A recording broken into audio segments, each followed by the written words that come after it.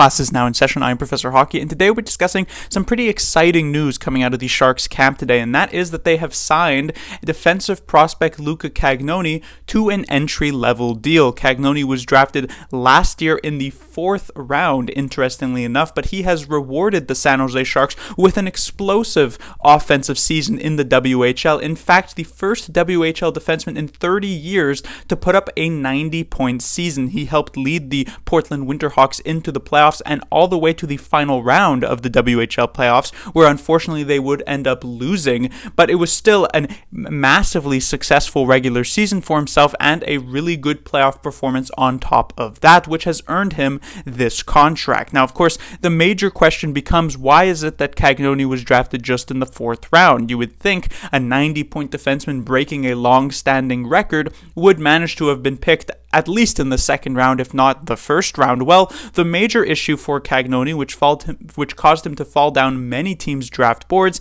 is specifically his size. He stands at just 5'9", which for an NHL defenseman is very, very small. For an NHL forward, it is slightly more manageable, but on the back end, you want to be able to have some size to just be able to generally assert yourself in the defensive zone. In fact, if we take a look at NHL defensemen this season who played at least 15 games, there were only 32 of them who were actually shorter than 6 feet tall. And while this does include some pretty big name players like Adam Fox with the New York Rangers or Quinn Hughes with the Vancouver Canucks, if we specifically look at just defensemen who are 5'9" and shorter, though there were no defensemen this year who were shorter than 5'9", the only 2 big names that actually pop out in terms of defensemen who played 15 games this season are Torrey Krug with the St. Louis Blues and Jared Spurgeon with the Minnesota Wild. This is to say that while it is not impossible for a defenseman of Cagnoni's size to be able to make an impact at the NHL level, both of those defensemen are rather good. In particular, Jared Spurgeon is very good as a two-way player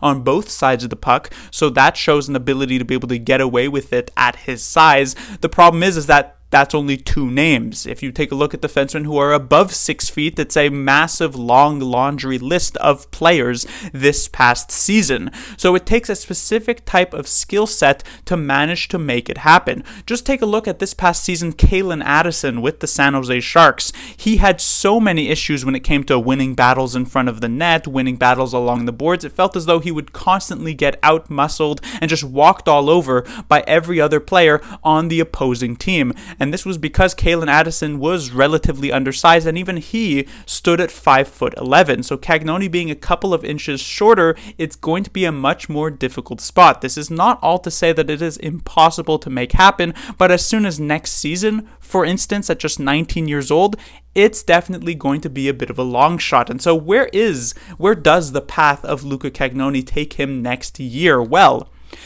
because of the NHL-CHL agreement, he actually does have eligibility to play in the AHL next year, as usually most players will either have to play 4 full seasons with their junior league, which is at least 25 games, which Cagnoni has not done. But the other rule is that a player, if they are turning 20 years old before the end of next year's calendar season, they will be eligible to play in the AHL, and Cagnoni is a December birthday. As such, he will be 20 years old by the time the calendar flips to 2025, allowing him to really start his professional career next season. There is technically also the possibility of him playing in the NHL, but it should be noted that unlike in certain situations with entry-level contracts, like, for instance, another Sharks prospect, Quentin Musty, there is no possibility of an entry-level contract slide, which is usually where a player will get 9 games at the NHL level, and then a team will make the decision of whether or not to slide his contract to the following year or to give him that 10th game. No matter if Cagnoni plays 82 games or not even a single game at the NHL level, it will count the first year of his contract, so that is not a consideration here for the San Jose Sharks.